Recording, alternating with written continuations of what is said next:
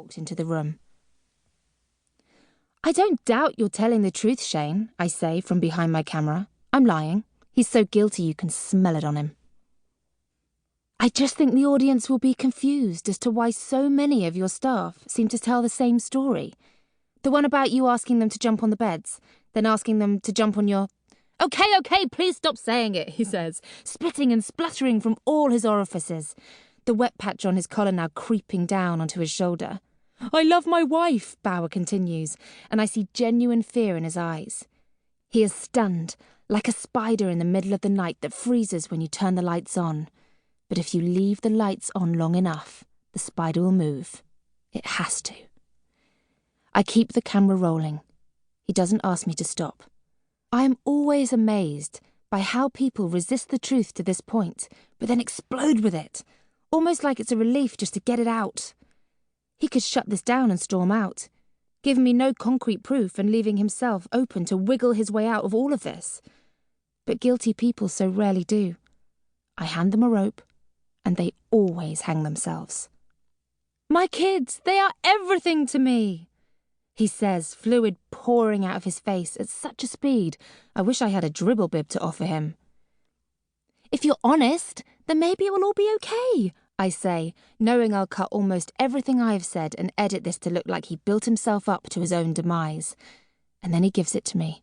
The most glorious line I could imagine. "Those silly sluts acted like they were gagging for it. How's a guy supposed to know they didn't want it?" Ah, beautiful. I lower my camera, leaving it to record just in case he offers any more nuggets of TV gold. But it really doesn't matter what happens now. I've got what I need. A confession. An end to my scene. The police can take it from here. I'll follow it up with them. And I'm wrapped in time for lunch. Damn, I'm good at my job.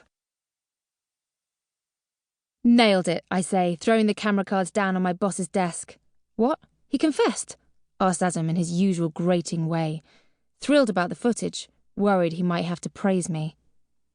"Yep, the perfect confession. I got him. I told you I would." "Okay, Tara, stop acting like you're in an ITV cop drama. He was an easy target." An easy target? I had to lock myself alone in a small room with him for hours to get that. There was nothing easy about it. Adam gets up from his desk and, taking the camera cards with him, walks into the main office where he waves them and says, "We got him!" There is a round of applause as everyone realises that the show we've been plugging away at for months has a good ending. I stand behind Adam, watching him take the praise, wishing I had the guts to scream, "There's no fucking we, I got this all by myself!" But of course, there is no I in team. "Okay, Tara, Andrew, Samuel, can we have a quick meeting in the snug, please?" Adam says, urging the three of us to follow him into a little room with multicoloured walls, beanbags, magazines, a TV and a big circular IKEA rug. It was designed to motivate creativity, and it's where the development team come and pretend to work. They sit and watch hours of TV, read books, magazines, and study the mail online to come up with ideas for TV shows. There are 3 of them, led by Samuel, and in the last 2 years, only one of their ideas has actually made it onto the screen. Not that it matters, but I'm on my 5th. I dread these meetings, as I have to deal with 3 very strong male egos who all know I'm amazing at my job, but can't bring themselves to admit it. There is Andrew, head of production, Samuel, head of development, and Adam, the boss. People say TV is a male-dominated industry, and the reality of that is certainly true. It's odd, though, because there are actually loads of women in television, and a lot of them have high-ranking jobs. The problem is that when it comes to viewing figures, the general consensus is that women will watch male-centric programming, but men won't watch anything too female.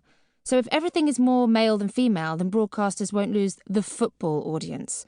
Already, before a single programme has been made, they are saying that what women want to watch is less important than what men want to watch.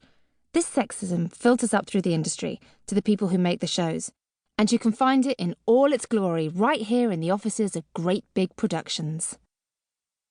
As we sit down on the brightly coloured plastic beanbags, my faux leather trousers make an enormous fart sound. Everyone, of course, knows what caused the noise, but I can sense some element of doubt, and possibly hope, that I did just humiliate myself with a real guff. There's a pause for aroma, and when the air is confirmed clear...